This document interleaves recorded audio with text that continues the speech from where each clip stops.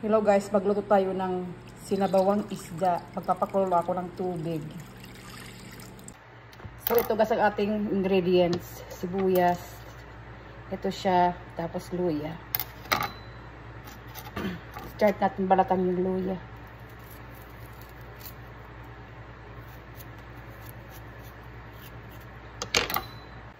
So ito na guys, nahugasan ko na siya lahat. Unahin natin ang sibuyas.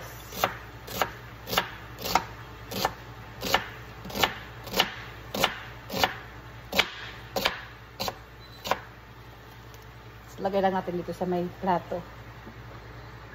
Then, yung kamatis.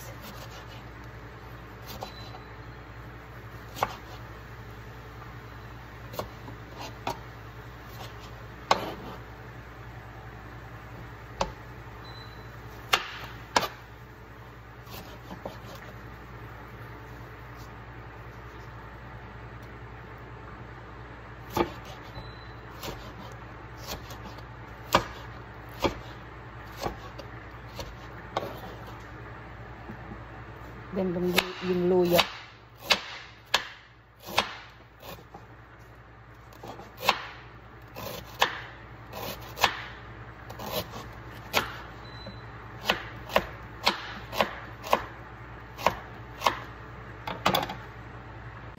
So guys, check natin. Ayun, kumukulo na siya. Lagay ko na ang luya, sibuyas,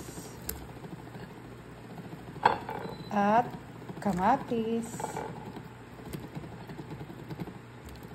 Tapos yan ko na rin yung ito yung tuna fish ko na dinifrost ko dun sa oven. I mean sa microwave. Yeah, microwave oven.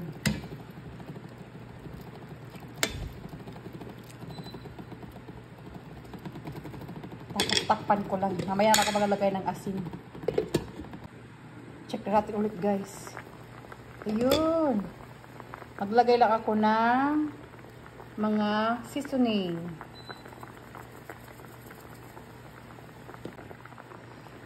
Tapos, itong garlic and pepper.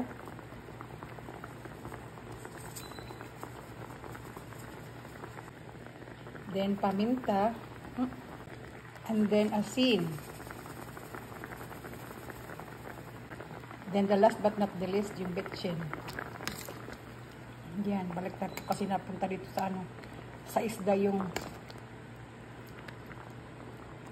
paminta. Ilagay ko na rin guys ang mga pechay. Yan lang muna. Mamaya-maya na yung mga dahon kasi matigas yung yung katawan ba, yung tangkay niya. Takpan ko lang muna para maluto. So guys, ito na nga. Ihalo natin ang ating dahon this time.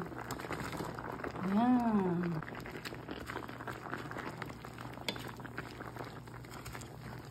Sarap. Tamang-tama lang guys yung pagkakatimpla ko ng asin. Sarap nito. Inis ko magganito. Tapos, patayin ko na yung apoy para yung na lang yung magluto sa dahon. Ayoko kasing overcook. So, ayan na nga guys. Kainan na. Luto na. Yum, yum. Thank you for watching.